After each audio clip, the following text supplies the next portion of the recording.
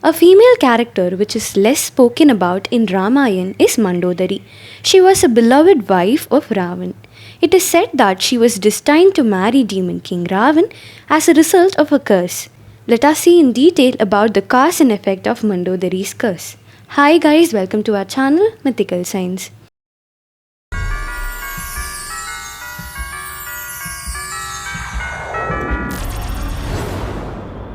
So the story of Mandodari starts like this. There is a Mayasura who is the son of sage Kashyapa. He marries a beautiful Apsara named Hema. And soon after, they were blessed with two sons who are Mayavi and Dundubi. But they were not satisfied and instead pinned for a daughter. To obtain a daughter, they soon started doing penance to appease the gods.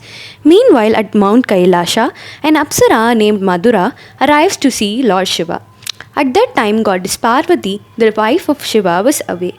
It is while that the goddess was away that Madura gets deeply attracted to Lord Shiva. A coincidence that Parvati returns to see Madura, setting her eyes on her husband. The goddess gets deeply angered and curses Madura that she will lose all her maiden beauty that she uses as a tool, and she will lose this beauty which makes her think of herself as capable of deserving and seducing the gods. And goddess Parvati's curse turns Madura into a frog. Parvati throws the frog into a well. Lord Shiva understands everything and goes to console Madura. Lord tells her that after spending 12 years in the well, she shall become normal and gain back a beauty. And she would also marry a valorous, victorious, and excellent man. 12 years pass by and the frog becomes Madura again. She is much more beautiful, but she is still stuck inside the well. She cries for help and her high pitched cries are heard by Mayasura and Hema, who were doing penance nearby. They soon spot her inside the well. They soon thought that the gods have granted them their wish and provided them a beautiful daughter like her. They became pleased and named her Mandodari. And Mandodari lives in the kingdom of Mayasura happily. Later, Ravana visits Mayasura and spots his beautiful daughter and falls in love with her. He marries Mandodari according to the Vedic rituals. Ravana marries Mandodari and takes her to Lanka and makes her the queen of his kingdom. They both rule the kingdom of Lanka happily. Mandodari was extremely righteous, beautiful, kind, and gentle. Being a righteous woman, Mandodari had attempted to stop Ravana from raping Vedavati, but to no avail.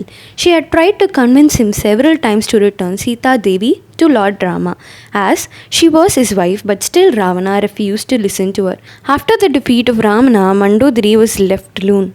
Mandodari played a major role in the kingdom of Ravana. She played a major role in providing counseling to Ravana in making righteous decisions for the kingdom.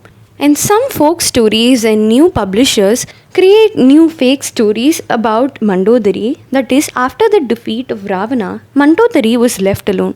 Lord Rama knew that she was an extremely righteous person and did not deserve all the sorrow. So he told Vibhishana to marry her and give her all the respect that she deserved. And respecting Rama, Vibhishana did so. But such story is not mentioned in Valmiki Ramayana.